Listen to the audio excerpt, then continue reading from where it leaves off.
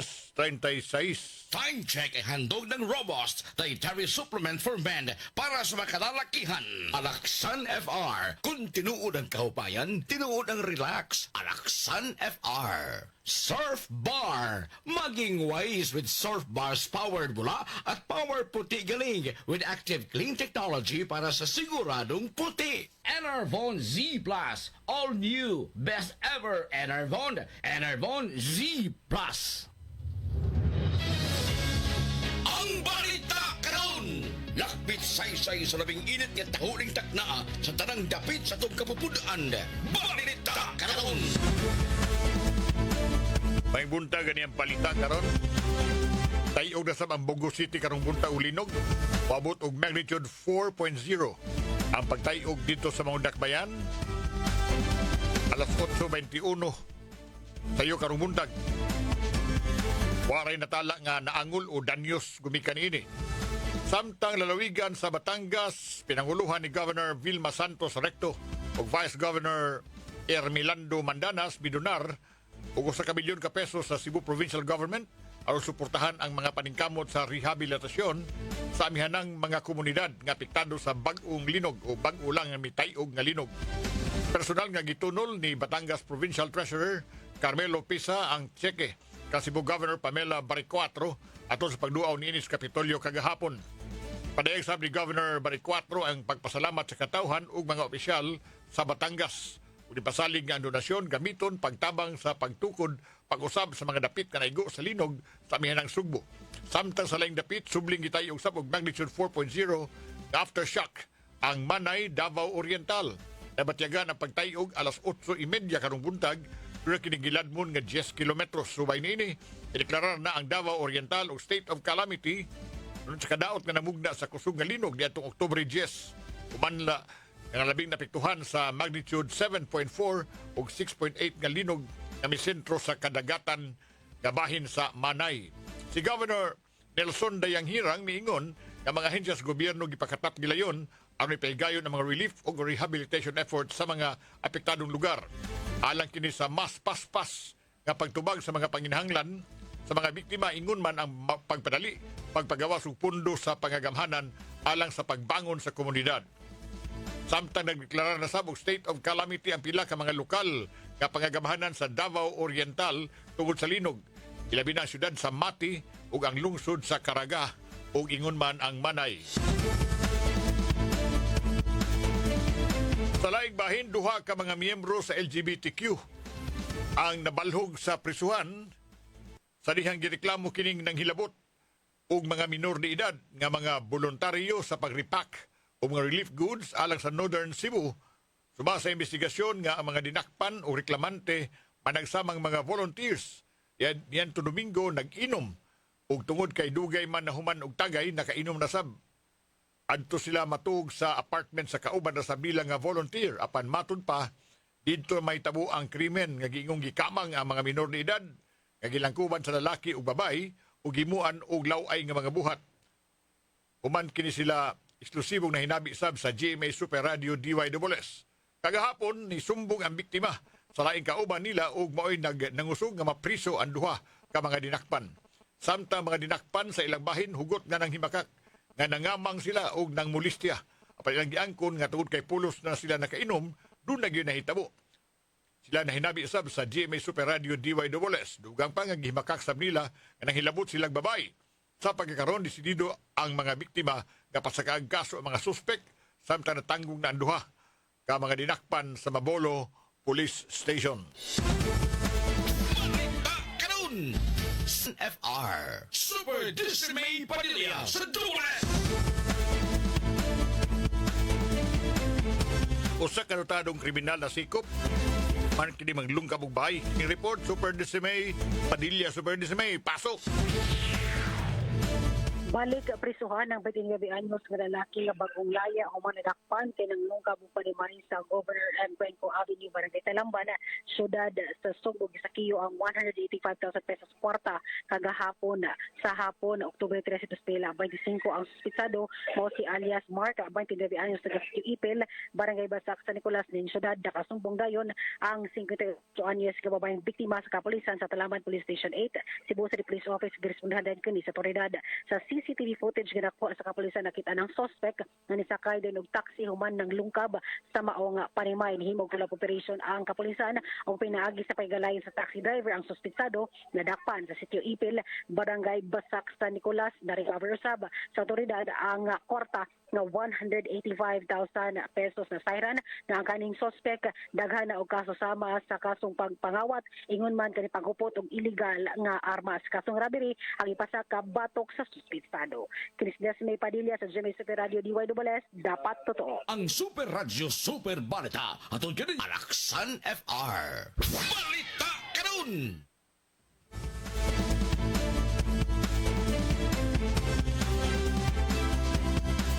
Oras 10 minutos ni pangalas 11, nagpaminaw mo sa atong mga balita. Sa labing labasan na atong balita, mao kining ato pag-turnover karon ining mga donasyon ng mga tambal na ipo sa DYWS. Pani Super Lloyd, Super Lloyd. Sir Ed, bayong buntag, no? Sama sa kong gi-announce sa mga nangagi mga adlaw, pinagi sa grupo na ni Sir Raul Laurente o mga kakaubanan. Si Raul, salamat kayo. Unya, no choice. Kay kini magamit ni sa to mga kaigsunan daw, Sir Ed. Kay kita may gipilan, kita gitugyanan, muni nga itong ihatag yun sa insaktong ahensya. Now, muni nga akong coordinate sa Ma'am AJ Delatori Orong sa Kapitulyo nga mo i-head sa itong Provincial Information Office. Ma'am AJ, salamat kay Ma'am nga nasa pagtugod ni Governor Pambari 4 nga i-turn over kining maong daghang mga medisina gikan sa grupo ni Sir Raul Laurente. Ma'am AJ, Ma'am, salamat kayo, Ma'am, nga ning ari kag sibianan sa GMA o gamon nang gihatag ang maong mga medisina. Now, unsay planos Kapitulyo ani Ma'am AJ? Yes, first Sir Lloyd, mayong buntag Sir Edgar, and sa inyong tagpaminaw. Thank you for kami mo dapat magpasalamat on behalf of sa mga mudawat ani na mga medicine dito ginapadung sa Northern Cebu. Ang plano sa Kapitolyo ani of course is to immediately atong mahatag dayon kay kada adlaw man ta or pinimenta na ay request sa ato ang mga hospitals, sa atong mga LGUs na muhatod og tambal. So kani dako gyud kay ning tabang kay karon lagi of course na amang gyud man kinatumalikayan when ay mga disasters no na sulod gid mga sakit-sakit na amay na procure ang capital ang LGUs pud naa pero syempre sa kadaghan og affected na families ug individuals kuwang gyud siya. Dako gyud kayo ng tabang. Thank you kayo kung Sir Raul. Ma'am, ang target ninyo ani ang atong Northern Cebu nga mga ospital? Yes, okay. Sa akong nasulti gahapon sa Sir Lloyd sa balita, naatay ang ato mga pinakadakong ospital dito is sa Cebu Provincial Hospital sa Bugo City. Naanatay mga tambal syempre dito pero majority manggod sa ato ang mga residente or those affected sa quake dito di padung sa Bugo. Of course na apidan bantayan. So dito nato inatod pero of course if naagi immediate na ask for ang LGU, pwede na po ginato diretso sa ilaha kay na naman tayo nakuha ng mga request po sa LGU before para mas madali diretso po. Ma'am AJ, unsa man nga matang sa medical supplies or medical nga equipment or any medical nga aid ang kinahanglan gyud sa Kapitolyo karon? Actually, in the past few weeks, or the first few weeks, kani Sir Ed, it was antibiotics, pain medicines, mga pain relievers, kaya mo malagay mo ito yung mga katong first na experience sa ato ang mga earthquake victims. Karon mo ni nagsugod na mga ubo, may uban na mga atake og asthma, labi na yun na karon na nagsige pa mag aftershock. Dana po lagi sa kulba mo na mag-asma. Sige pa mo balik-balik dito, ma'am? Yes. Kaya mo rin naglilog sa rumbuntag dito sa Bugo. Nahanap po. Murag continuous food. Nakapo lagi sa kadlaw. Namalik na ba sa balay ang mga tao? Naapag yung Sir Ed, ang uban, they are given already the go signal na okay, your houses are safe, but para sa ilaha, murag dili lang sa sila, murag ilahang personal of choice sad ay mo lagi that trauma is Pero still ang hospital there. magamit ra no sa suda Yes, mga tao. naanay yun, naanay wing that was cleared by the PWH na pwede na gyud siya gamiton.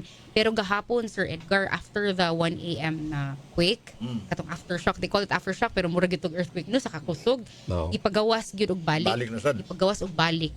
Ang patient sad gyud ganahan og mugawas og balik kay kuyaw gyud kaayo to. So, first few hours yesterday na sila sa gawas. Pero naman gyud hinoy tents. Daghan bang mga pasyente ma'am nga linog related? Yes, Sir Edgar. The first few katong week, daghan gyud kaayo. Karon o wala kayo. wala na kaayo karon. Oo. And then automatic man pod if naatay madawat na medyo critical, di man ta dito sa hospital sa Bugo, automatic siya na i-refer diri sa city or sa Danao. Okay, Lloyd? Yeah.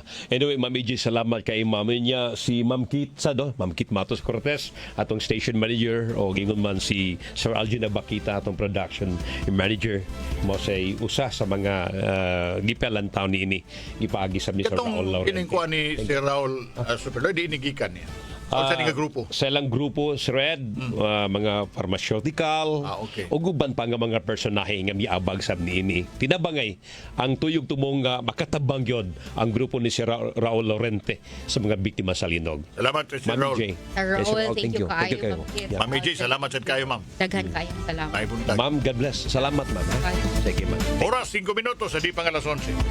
Balita karon. Gabriel Bunhog sa Super Radyo.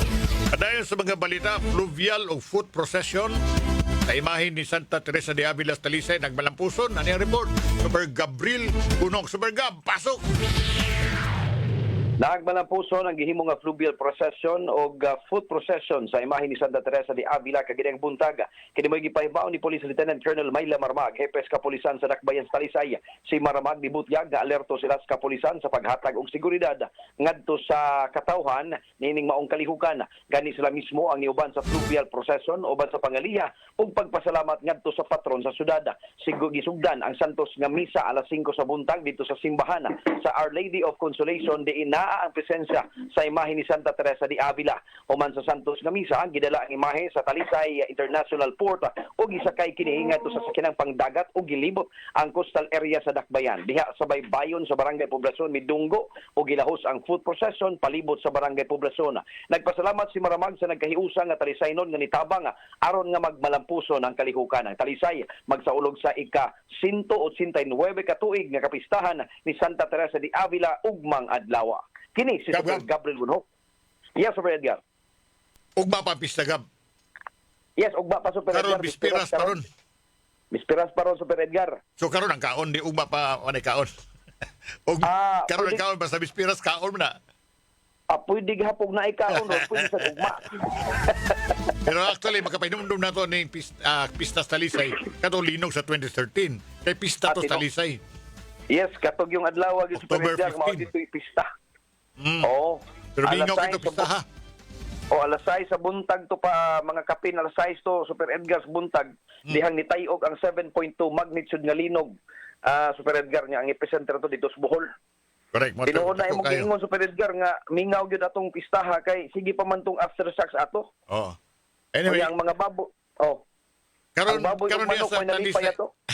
Karong Talisay medyo wag yapon no, mingaw yapon kay way klase. Diba, Gab? Mahog og ingon na Super Edgar ang nakakuha na ni kay natunong man ni gyud siya og weekday. Unya ang katong linog po sa September 30 mao pinakapaaghat sa kagamhanan sa Talisay nga ilalang unang gipangkanselar ang mga activities nga sud diha sa Talisay City Sports Complex. Ay, So ang tanang mga activities nightly dito ra gyud is gawas naatbang sa Talisay City Hall nga open ang ground, naapod ris poblasyon nga open na pud ang ground dito doon na sa may daghan nga kalihukan plaza. ugma sa pista.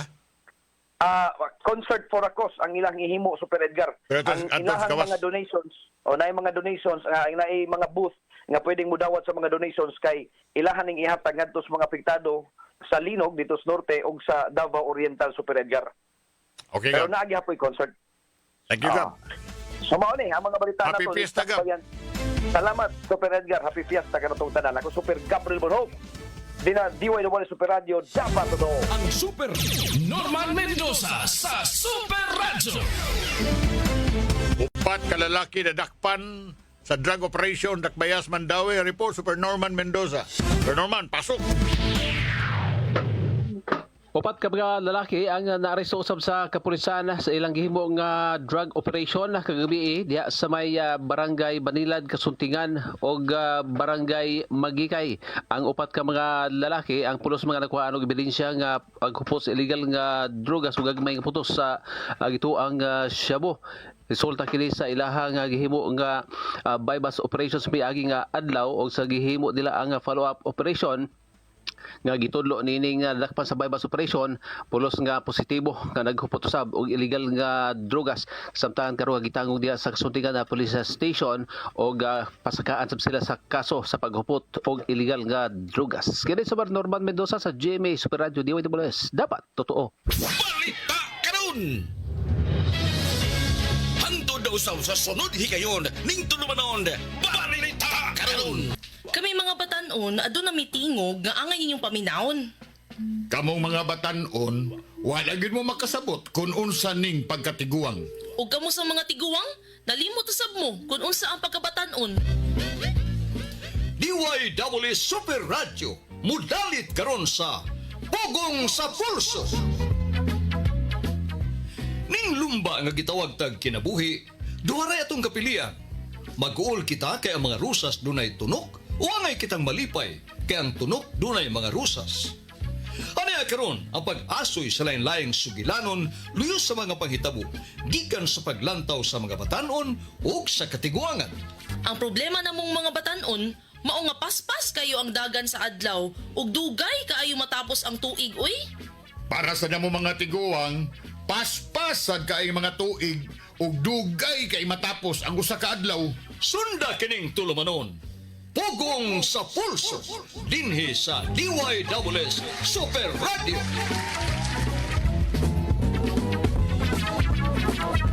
Ay buntag may adlaw nga Martes. Kumusta mga kapuso? Kumusta kapuso? Yui Linis. Yes! Good morning. Good morning, Daddy Ed. Sa to ang mga baby boys diri, Engineer Chief Donsky Villacarlos Jr. Sa to ang PA Baby Jones Calagar. Ang imong color baby girl sa kay Baby girl sa Basta ka ng kolor ha? pink. May buntag mga kapuso, piki tag oras, pero kitong mapiki kay. Ito, ato paspasan na, Daddy Ed. Oh. Paspasan na ni, mag-isgot tag diskasi. Kasabot makag-diskasi. Discussion. Ikaw bata, manggil ka. Termino ni sa karsada. Oo. Linggo man ni. Diskasi. Sabot na diskasi, biyuwi ka na bang equal na ta? Patas na ta. Oo. Diskasi. Mao na pasabot na namong mga kuan. Quits ba daw ko no, Oh, Daddy Ed? quits Yung ba? Baby Jones. Quits ba? Kay murag mao batang nito kuan yung din ni Yang Senador Cayetano. I-quits na lang. Di ba katong sugyot ba? Nga, dito mag-snap election na lang ta. Tungod kay di nakasaligan ta ng mga politiko aron nga mosalig tagbalik sa mga politiko iyang sugyot mao nga mag-snap election from the president ngadto sa ubos nga mga kuan, mga opisina sama sa senador, congressman ug vice presidente. Mao nay iyang awhag mga government officials to resign unya mag-snap election mura ning diskasi bitaw. So mo nito pangutana rong buntaga. Kay ningo si Cayetano, what if we all just resign and allow a snap election ikas presidente, vice-presidente, senate o kongreso with one important addition, no incumbent from the above can run for one election cycle. Sa usan lang ka-eleksyon, di sa padagano, pero next election daga na. Na. Para kayo pa rin istorya, ha? O na, pulsoy ninyo ron mga kapuso ha. Unsa inyong nahuna sa sugyot ni Cayetano nga mag-snap elections gikan sa presidente, vice-presidente o mga magbabalaod. Doon na bitoy, Kwan. Doon na isa ka magsusulat si Kwan. Orwell ba? George Orwell. The past was erased. The erasure was forgotten. The lie became the truth. Gusto papason si Cayetano. Kaya para niya mo daghang kurap kay grabe naman ako hadlok ba ko bibiyuwi. Ining balita na to sa bilabay mga semana, linog naman pulos. Nalubong na.